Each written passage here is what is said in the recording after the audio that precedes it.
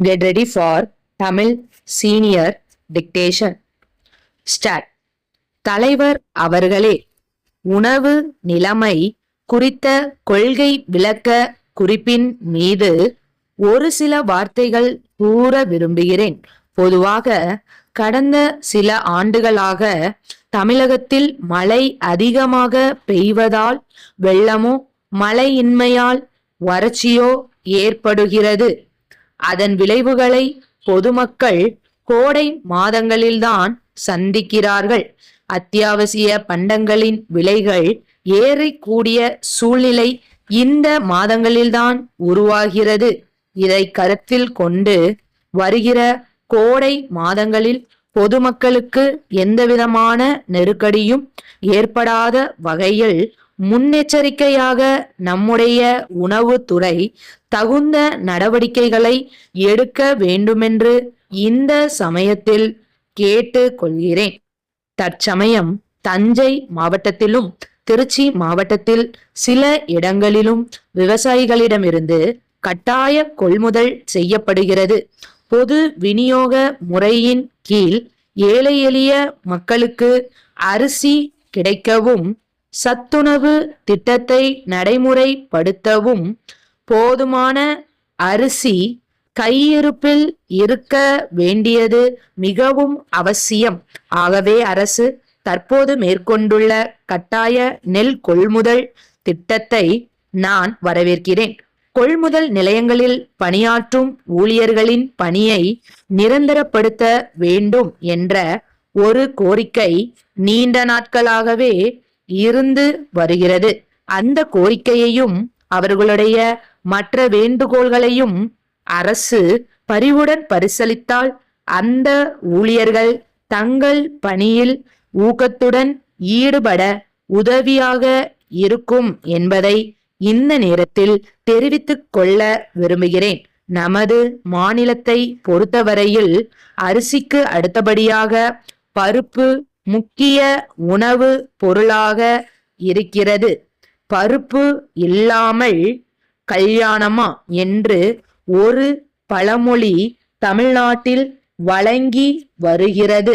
முக்கியமாக அசைவ உணவு சாப்பிடும் பழக்கம் இல்லாதவர்கள் பருப்பு வகைகளை அதிகம் உணவில் சேர்த்து கொள்வது அவர்களுடைய உடல் நலத்திற்கு நல்லது என்று மருத்துவர்கள் கூறுகிறார்கள்.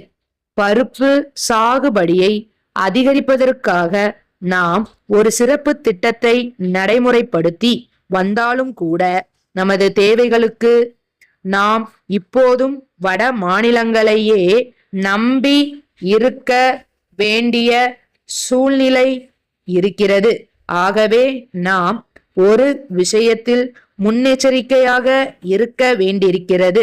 துவரம் பருப்புடன் அதை போலவே தோற்றம் அளிக்கிற ஆனால் தீராத வியாதிகளுக்கு காரணமாக இருக்கிற வேறு ஒரு பருப்பு வகை கலப்படம் செய்யப்படுகிறது. அவ்வாறு கலப்படம் செய்யப்படுவது வட மாநிலங்களில் சில இடங்களில் கண்டுபிடிக்கப்பட்டிருப்பதாக பத்திரிகைகளில் செய்தி வந்திருக்கிறது.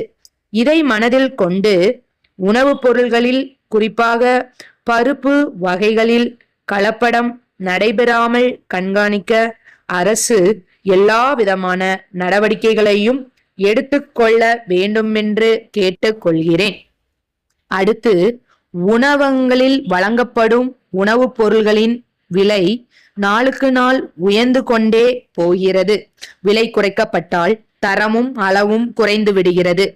இதற்கு நடவடிக்கை எடுக்க வேண்டுமென்று கேட்டுக்கொள்கிறேன். சென்னை அண்ணா நகரில் உள்ள தேவி அழகு நிலையத்தின் மேலாளர் மதுரை அருள் நகர் மாதர் சங்க செயலருக்கு எழுதிய கடிதம். அன்புடையீர், தங்கள் கடிதம் கிடைக்க பெற்றோம். மதுரையில் எங்கள் நிலையத்தின் கிளை திறக்கப்பட இருப்பது குறித்த விளம்பரத்தை பார்த்துவிட்டு ஆர்வத்துடன் தாங்கள் கடிதம் எழுதியமைக்கு நன்றி. தங்கள் கடிதத்தில் கேட்டுள்ள விவரங்களை அளிப்பதில் மகிழ்ச்சி அடைகிறோம். பெண்களின் உடல் அமைப்பை புலவர்கள் கொடிக்கு ஒப்பிடுகிறார்கள். அத்தகைய கொடி போன்ற உடல் அமைப்பு சிலருக்கு பிறவியிலேயே அமைந்து விடுகிறது. ஆனால் பலருக்கு அவ்வாறு அமைவது இல்லை. அவர்களும் சில பயிற்சிகளின் மூலம் பொலிவான தோற்றத்தை பெற முடியும். ஆனால் இன்றைய பரபரப்பான உலகில் பெண்களுக்கு அத்தகைய பயிற்சிகளை செய்ய நேரம் கிடைப்பதில்லை. எனவே எளிய முறையில் சீரான உடல் அமைப்பை எல்லா வயதினரும் பெற எங்கள் நிலையம் முனைகிறது. எங்கள் எளிதான முறைகள் விஞ்ஞான பூர்வமானவை. இந்த முறைகள் மேல்நாடுகளில் வெற்றிகரமான விளைவுகளை ஏற்படுத்தி உள்ளதால் உடல் நலத்திற்கு ஊறு விளைவிப்பதில்லை. நீராவி குளியல் வசதி, சிகை அலங்கார நிலையம் மற்றும் ஒப்பனை செய்யும் பணியும் உண்டு. தங்கள் நம்பிக்கை உள்ள ஸ்டாப்